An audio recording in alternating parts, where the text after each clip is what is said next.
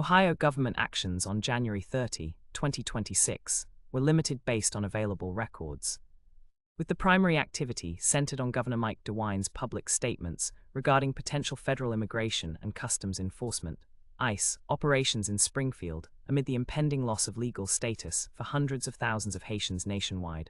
5. DeWine described the federal decision to terminate protected status, effective Tuesday, February 3 at 11:59 p.m., absent court intervention, as unwise and a mistake, citing Haiti's extreme violence, gang control, economic collapse, and non-functional government and police. 5. He highlighted the positive economic contributions of Haitian immigrants, including 12,000 to 15,000 in Springfield, a city of under 60,000, but emphasized that the choice belongs to the federal government and president.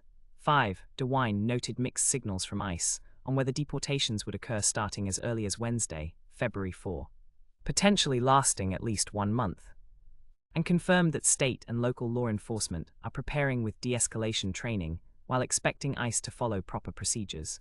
1.5. This follows Springfield officials' preparations for a possible ICE surge. As referenced in prior days' reporting, 1. No major legislative activities, such as bill passages, votes, or sessions, were recorded specifically for January 30.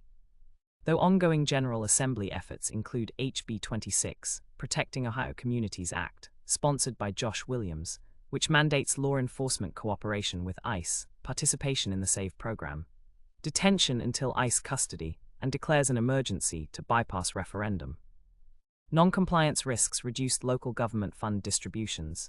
2. HB 42, sponsored by Tex Fisher and Josh Williams, requires mandatory citizenship data collection. 2. HB 200, America First Act, sponsored by Gary Click and Nick Santucci, mandates full state and local ICE cooperation and expands Ohio jails prisons for immigration detention, also with funding penalties for non-compliance. 2. These bills form a coordinated push amid rising ICE activity in Ohio, including detentions without warrants and use of local facilities. 2.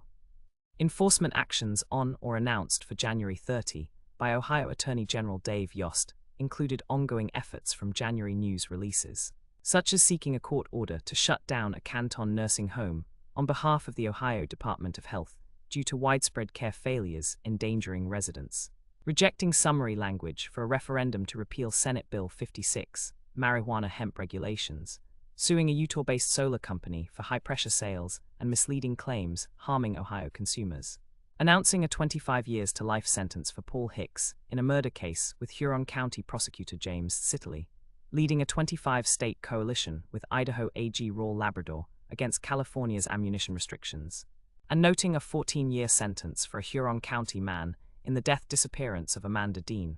4. No new enforcement actions were explicitly dated to January 30. No public events such as hearings, ceremonies, or rallies were documented for January 30. Broader context includes new laws signed by Governor DeWine taking effect in mid-March 2026, 90 days post-signature, encompassing minimum wage increases. 5. Property tax reform bills saving taxpayers about $2 over 3 years while protecting schools and local services. Senate Bill 56, prohibiting intoxicating hemp sales outside dispensaries, banning out-of-state marijuana purchases bringing into Ohio, and limiting home cultivation to 6 plants, facing a potential citizen referendum needing 250,000 signatures by mid-March.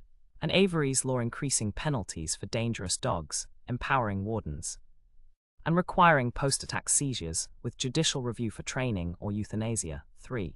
The Supreme Court of Ohio published administrative actions on January 29, 2026, Ohio 247, listing applicants for the February 2026 bar examination from various counties, including Cleveland Heights, Strongsville, Rocky River, and others, but this precedes January 30 and involves no actions on that date.